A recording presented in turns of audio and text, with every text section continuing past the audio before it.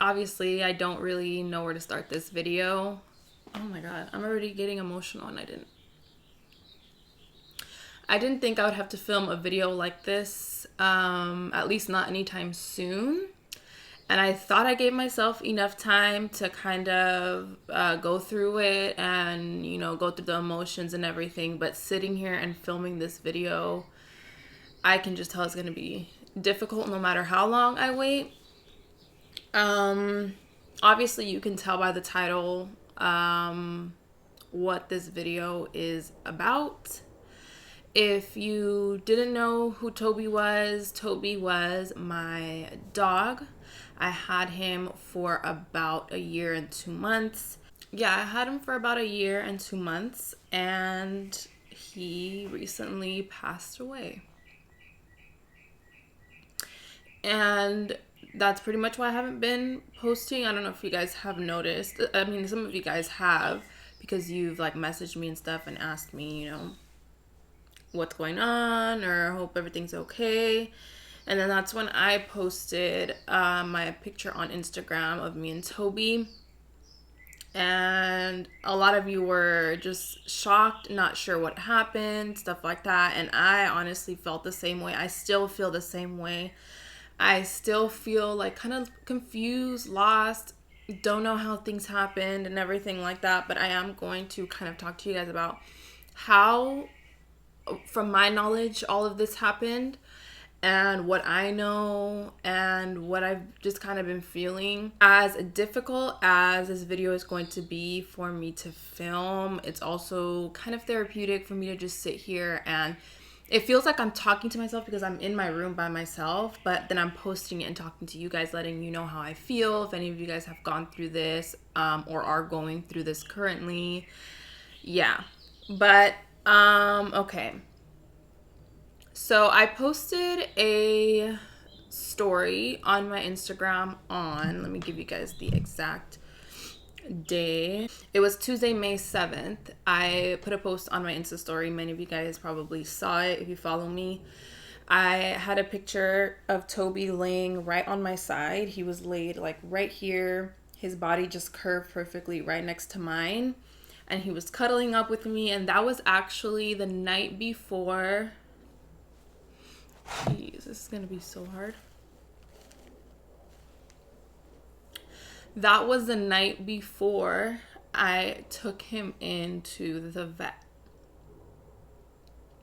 And I was talking on there, I put like a little caption, and I put on there how Tobi didn't really cuddle much. He wasn't really a cuddler. He was very hyper and just like always moving around. If he would lay with me, he would lay with me for like a minute, and then he would get up and move somewhere else because he would like get over it. But that night, he was laying right next to me, and he was just laying with me, and he didn't really move. Like, he was just there, and he would look at me, and I was editing, and he was just being so sweet.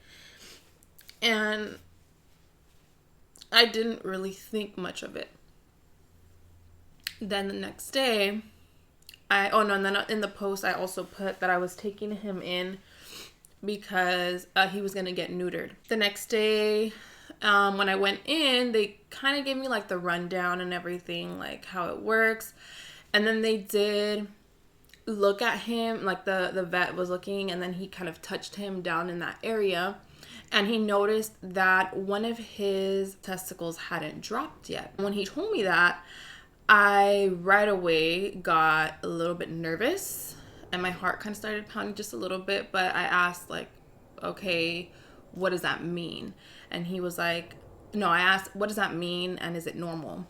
And I wasn't thinking, obviously that's not normal. But he's like, no, it's not normal, but it's common. It happens. It happened to my dog. And that's what he said. It happened to his dog. And they got him neutered, and, everything was perfectly fine. And so I kind of like went on my phone and I was reading articles because I just wanted to make sure. Looked it up. A lot of people said, it happened to them, got their dog neutered, and it was fine. So I was like, okay, we'll go ahead and, move forward. And the vet even mentioned, which I did also see in the articles, he said, either way, this is something that you have to do, or that obviously you don't have to, but you should do, because if you don't do it, there's a higher chance and higher risk of your dog getting cancer. Obviously, I don't want that to happen. So I was like, okay, I just want to do whatever is best for Tobi. And he's like, yes, we've done this procedure before, you know, you'll be fine. So I moved forward with it, signed the paperwork, hugged Tobi goodbye for the day. And they're like, well, you'll be back in a few hours to pick him up once he is off of the like anesthesia and he like wakes up. He'll be a little bit groggy, but he'll be fine after like a few hours or the next day. So I'm like, okay. So I, like I said, signed the paperwork, said my goodbyes to Tobi for the day, and then I went on. Then I get a call. Actually, no, I didn't get a call. I called because I hadn't heard back, and it was already like 3. I dropped him off around 9 in the morning, and it was already like 3. And so I called, and I'm like, hey, I'm just checking in on Tobi. I haven't gotten a call back. I just want to see if he's ready for pickup. And they're like, let me check. Checked on him. Doctor said, yes, he's ready for pickup. You can go ahead and come in. So I went in, and they called me in, and the doctor, they brought out Tobi, and they gave him to me. He was wearing his little cone. Tobi was a little bit groggy. I could see he was kind of like sleepy and stuff, which is usually normal after neutering. So again, I didn't think anything of it. And the vet's like, okay, he's doing okay. He is bleeding a little bit around the stitching, which usually after a few hours or around this time, it should stop bleeding. But it's very minimal. We're going to give you some medication for like the pain. And we are going to bandage him up just to add a little bit more pressure so that the bleeding will stop. And he did show me the area, as much as I didn't want to see because I just can't see stuff like that. But I did look at the area. He did have a little bit of bruising around his legs and around the area, because for him it was a different procedure. It wasn't just like a normal neutering. They had to go in and get the one that was in his abdomen. I don't think I mentioned that, but yeah, the other little testicle was in his abdomen, which again is not normal, but it's common and it happens. So I did see the area. He was a little bit bruised, and then around the stitching, it wasn't like gushing or anything. And I know this might be a little bit graphic, just like a heads up. I'm probably going to be pretty specific. So around the stitching, it wasn't squirting or gushing out blood. It was very minimal. And they gave me his medication. They gave me medication for pain, and then they gave me another medication and told me that I can start giving it to him as soon as I get home or that night. Sorry, you guys can hear the little birds in the background. But from there, I took him home in his little car seat that I have for him. And he was groggy, and he was a little bit just, you know, he was still coming off the anesthesia. I brought him home, and then that night I also put a little post of him. He was finally in a position where he was comfortable. My mom helped me kind of wrap up a little blanket. I still have the blanket too. I sleep with it. But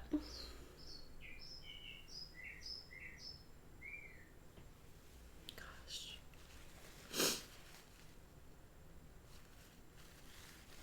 My mom helped me kind of roll it up and bundle it up so that there was cushion in the front and then a little gap between the blanket and then cushion in the back. And that way he was able to lay his head on the front part, because the cone is not comfortable, obviously. So he was able to put his little chin, and then it was like his body and then the back of his legs. I don't know how to explain it. Let me see. This is like a really bad visual. It was not like this. It was a lot better. But you can see how there's like a lump right here, and then there's a space in the middle, and then there's this lump. So he would lay with the cone here, and then his little body in the middle, and then his legs would be back here. That way he didn't have to put too much pressure on his body, on his back legs specifically, because that's what was hurting him. So having him like this, it just his body was perfectly curved with a blanket, and he didn't have to put too much pressure anywhere. And that was the most comfortable for him. He was able to lay down, and he was sleeping here and there. And that's when, like I said, I posted that little picture of him, and I was watching, I don't even know what the cartoon is called, but it's a dog cartoon, and we were watching it in here, and he had his little chin facing the TV, and he was like dozing off, and he finally fell asleep. So when he fell asleep, I fell asleep as well. Then the next morning, it was around, I want to say like 8 o'clock. We woke up, and I had to take him back to the vet because they wanted to check on him once again to see if the bleeding had stopped. So I took him in, and I was like, praying that it had stopped and hoping that it had stopped. And I honestly had like a good feeling that it had stopped, and that I was hoping we would be able to just come home and he was going to recover fine. The vet unwrapped him, and the bleeding had not stopped. And the vet was like, this is something that normally would have stopped already. We are going to run some tests on him to see what's going on, why it hasn't stopped. I started to feel very uneasy, and just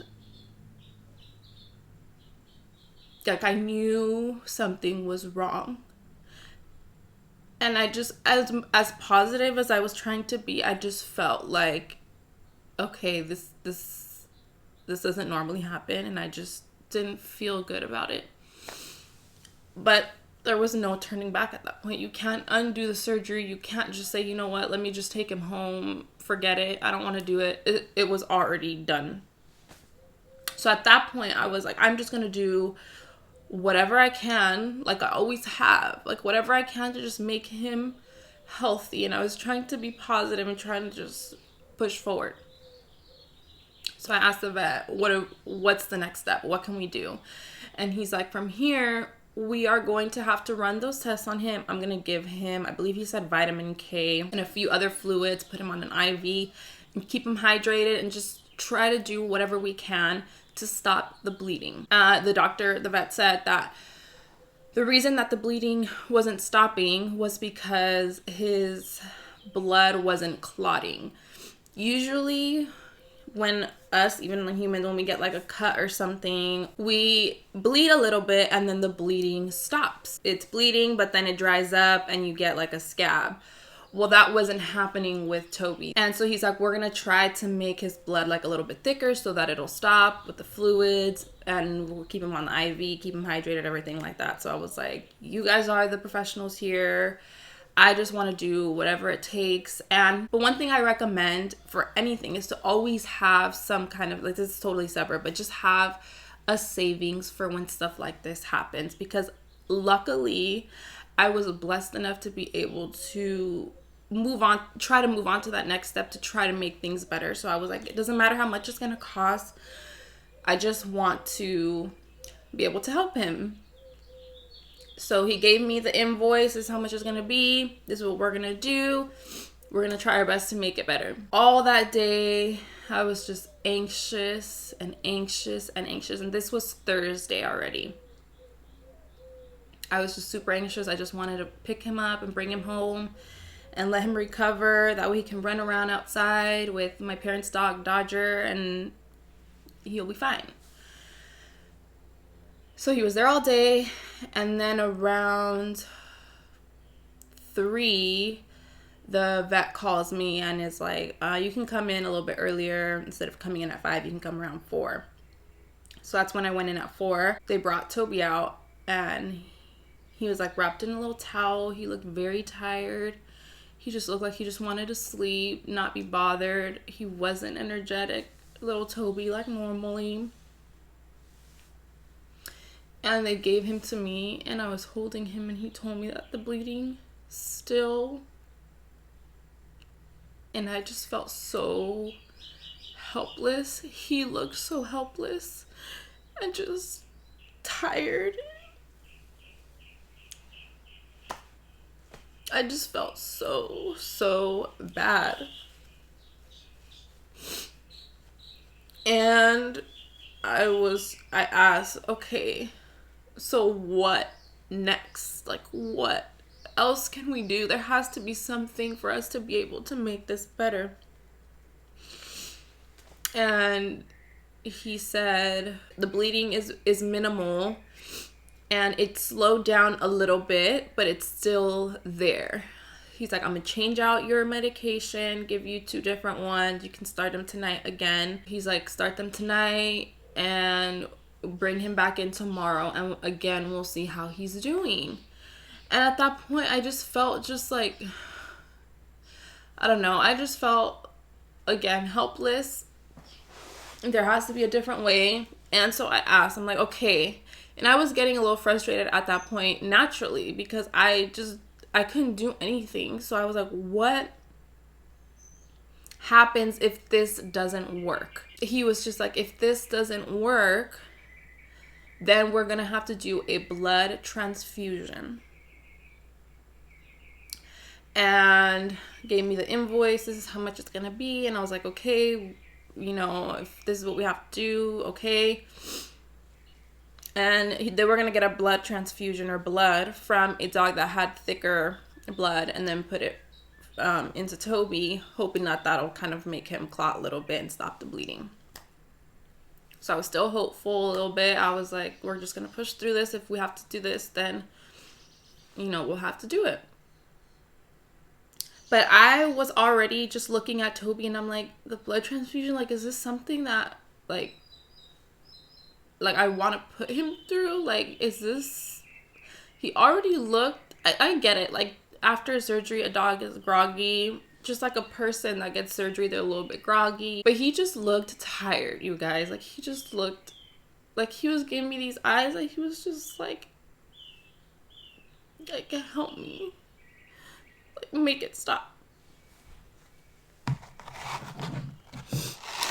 And at that point, I was just mentally preparing myself already. And me, my mom, Darius, we look back at like how things happened. Just something just didn't seem right. What ended up being the case was that Tobi had an internal blood condition where his blood couldn't clot. He had very thin blood, and it's internal. This is obviously something you can't see from the outside unless you run, you know, specific tests on him because you see something's wrong or something. But what I find really strange is that we've taken Tobi, or I've taken Tobi when I first got him. I've taken him to the vet. He got his shots. And obviously, when you get shots, they poke you with a needle, and he would never bleed. They would poke him with a needle, and he would never bleed. I would be in the room when they would do them, and he wouldn't bleed. So I just found it to be very strange that when they did the IV on him, on his little paw right here, and they did the blood draw, I think they drew blood. Yeah, they drew blood on his other paw or somewhere. And then they did the incision, obviously. And in those 3 areas, you can see that there was a little bit of bleeding going through. And there was dry blood, like, on his fur. And I was confused because an IV shot or getting blood drawn is a similar needle, I would assume, to getting shots. And when we would take him to get shots, he wouldn't bleed. And so that part to me was a little bit strange. And I was like, this has never happened. He's gotten all his shots. When I first got Tobi, as soon as I got him, I took him to the vet because I wanted to make sure he was the healthiest possible. He had worms in his belly. He was just not in good condition. Not in a good condition when I first got him. So I did everything in my power to make him better. I took him to get dewormed. We had to do 2 different rounds because it was pretty bad. Got all of his shots. When I was at my old apartment, I would take him on walks, you know, make sure to give him, you know, good food and all of that stuff. Like, yeah. So I just don't know how it happened, how he got this blood condition, when it came about. I would have never noticed it unless he got a scratch or something and the bleeding just didn't stop and I had to take him to the vet, and then I would have found out, but that never happened. Toby never got hurt, never bled or anything. I wasn't able to tell. Back to, the last day at the vet. That day I brought him home. We had his little area set up actually right down there where this little brown thing is. We moved that. We put blankets and his beds. We put 2 different beds and tried to make him feel at home and cozy and comfortable. We had food and water. You try to give him food because he was there all day, and they said that he should eat. They said he ate a little bit of wet food over there at the vet and was drinking water. When he got here, he ate a tiny bit and then he was drinking water. So we're like, good, he's making progress. So we thought. And my dad came home. He came in here. He laid on the floor with him and was talking to him. My mom was sitting on that chair over there. And then my sister was in here. Darius was on the bed and I was on the bed. We were eating and watching TV and we were all in here hanging out. And then what I found strange, again, looking back, my parents' dog, Dodger, my mom was sitting on that chair, like I said, and Dodger was sitting underneath the chair, just like sitting there and just looking at us. And we didn't think anything of it at the moment, but looking back, it'll kind of make sense. So yeah, they were all in here. We were hanging out. My mom helped me give Toby his 2 medications since they said to start it that night. And then they went off to bed. Darius went home and it was just me and Toby in here. And he was laying in the same position that I had him in before. And he was kind of like falling asleep. Oh, I forgot to mention too, the day before this, which this was Thursday. So on Wednesday, he had gotten up. He heard my dad get here and he got up like excited and he walked outside. And so I was like, okay, he's doing a little bit better. He's walking without crying. He went outside. He was using the bathroom. He was walking a little bit in the sun, but then I brought him inside because I didn't want him to walk too much, obviously, because he had the surgery. But he was walking. He peed where he normally does and he was walking, and yeah. And so then, yeah, fast forward, Thursday happened, brought him home and all of that stuff. So everybody left and it was just me and Toby in here. I turned on the TV again, put on those same cartoons, and he was laying there and looking at the TV, and then he would kind of look at me and look at the TV, and then he was dozing off, just like he was the night before, dozed off, and he fell asleep. And so when I saw that he was asleep for like a little while, I went ahead and fell asleep as well. I left the TV on just to kind of, there'd be light in here in case he wanted to like walk around a little bit and stuff like that. Because the night before, in the middle of the night, he would get up and walk around. When he was feeling a little bit better and he wasn't feeling that much pain, he would like walk around. I would wake up in the middle of the night and I would see him over here, and then he would walk, and then he would go back to lay down. And I was waking up a lot throughout that first night that I brought him home. So Thursday, when we fell asleep, I fell asleep and I was like, okay, he's sleeping. Maybe I'll wake up a few times in the night to check up on him if I hear him or anything. So we fell asleep, I want to say around 10 or 11. And then around 12:20 in the morning, in the middle of the night, I heard like a little gasp. I heard like a, and I got up just super scared. I got up from my bed, just scared. And I looked at the time and I think it was like 12:20 or something like that. And I turned to the side of the room.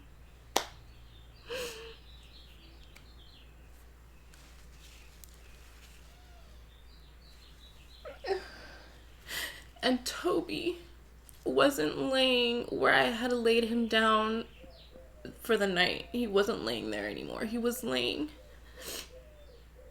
right under that chair where Dodger was sitting the night or a few hours before. where Dodger was sitting, he was under that chair. And he just was taking his last little breaths. And I picked him up. I didn't pick him up fast. I just picked him up in my arms. And I was holding him and I was talking to him. And I knew he was taking his last little breaths. He was just like, and then it would stop. And then, and it would stop. And I started to panic because I was hoping it wasn't that, because I've never experienced that or seen anything like that happen. So I opened my door, went to my parents' room, which is right here. I was knocking on their door and I was like, it's Tobi, it's Tobi. And my dad opened it and I gave him to him. And he just took his last breath. And then that was it. My mom was in there, Dodger was in there, my sister was in her room next door. She woke up and came over here and she was crying. Now looking back to everything, although I'm confused and I still feel lost and how did this happen and what, and I shouldn't have taken him, or what if I would have taken him somewhere else, or what if we never would have neutered him, like all of those thoughts that I've already gone through, I was thinking at that moment. But now it all makes sense as to why he was cuddling up with me and why he was looking at me the way he was and why he was under that chair, and like all of these things just kind of like made sense. It's almost like he knew what was going to happen, and I just felt so bad because I felt like he was in so much pain.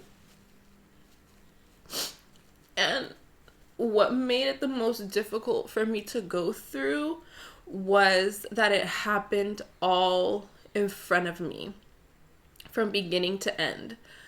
From the night before I took him to the vet to the night that we were both in here and it happened.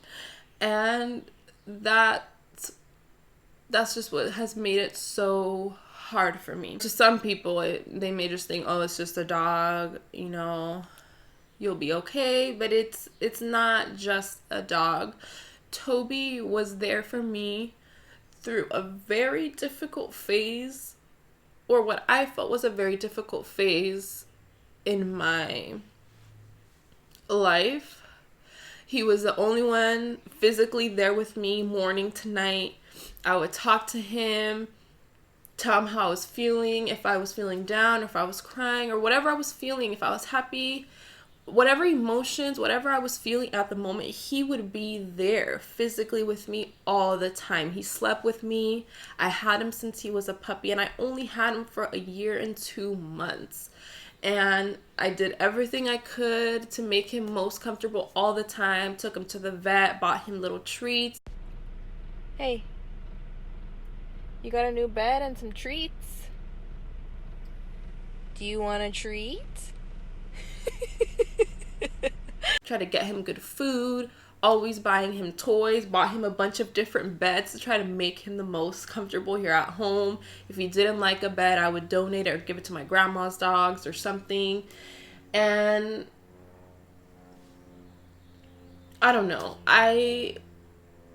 as hard as it was to go through, and it still is, obviously by this video I was emotional throughout the whole thing, I just know that he's okay now. And I feel at ease. I talked about this on my Instagram post when I posted about it too. I feel at ease and I just feel okay. One thing I missed out too when I was talking about how this happened, what I found so crazy was that the night before Tobi passed away, I sat up on my bed right here and Tobi was laying right down there. I couldn't have him on the bed because if he got up and he was in pain and was like running around because he was hurting, there was a chance of him falling off the bed, and I obviously didn't want that. So I had his little area comfortable down there. And I was laying right here the night before, just hours before he passed away. I want to say it was like an hour or two before because we fell asleep around 11. I sat up on my bed and I prayed. I prayed out loud, and I didn't pray and say, you know, I hope that Tobi stays alive and I hope he stays with me. I hope he gets better. I didn't pray for that. What I prayed for was for God to just make the best decision possible for Tobi to feel okay and for him to be pain free. And just an hour and a half later or so, that's when Tobi passed away. Later on that night, after we rushed him to the hospital, because after I took him to my parents' room, we were all just sad, crying, freaking out. I called the emergency room, which was a different place than where I was taking him to the vet to get his procedure done. Called the emergency room, took him in, and they said, unfortunately, he was already passed away. That moment was so hard. But like I said, I cried, I let everything out, but I also just came to peace with what had happened. Came home, laid in bed, cried, but I prayed again, and I just thanked God for taking him out of the position that he was in. Yeah, it's not easy at all, but I just wanted to post this video to let you guys know what happened, in case any of you, go through this or have gone through this. Many of you have messaged me and told me, I just lost my puppy a week before you lost Tobi. Or I experienced this about a year ago, or I have a puppy too and I can't imagine what it would be like, and sending your condolences and everything like that. So I appreciate it.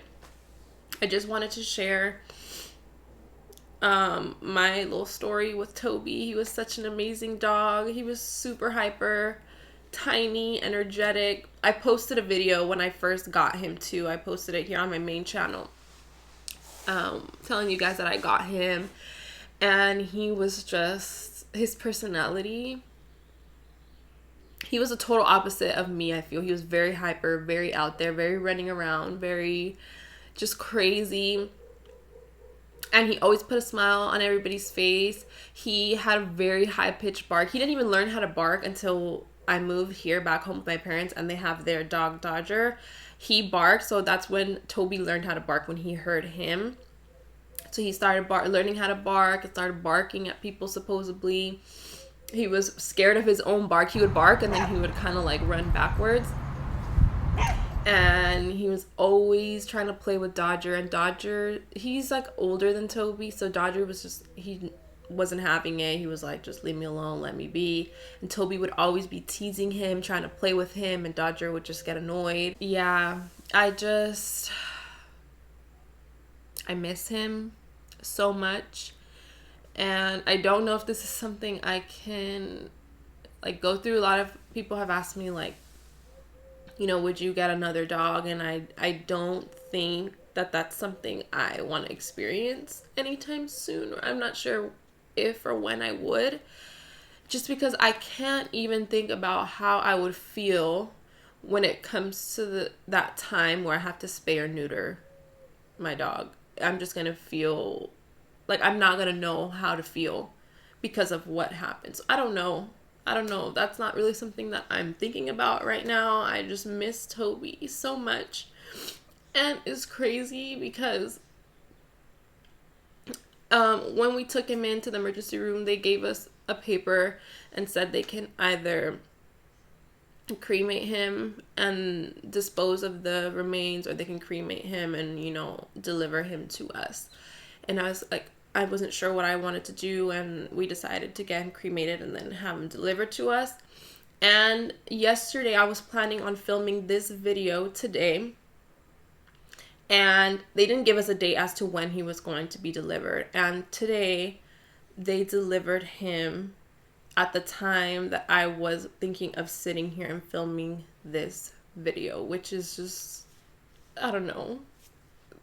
Is that a coincidence? Like this whole thing is just, it can't be a coincidence. All the little things that I've noticed after this has happened, and I don't know, you guys, but that's that's why I haven't been posting and I've been a little bit MIA, because it's been a lot harder for me to go through this than I would have ever imagined. I didn't think this was ever going to happen anytime soon, at least. I thought I was going to have Tobi for years and, you know, he was going to grow with my family and all of that stuff, but it just was not the case for me and for him. But I'm glad he's in a much better place and he's not in pain anymore. And yeah, I feel a lot better. I feel good now that I've filmed this video and kind of let out more of my emotions, which I thought I wasn't going to get emotional for this video because I thought I gave myself enough time to go through it. It's been almost 2 weeks since this whole thing started.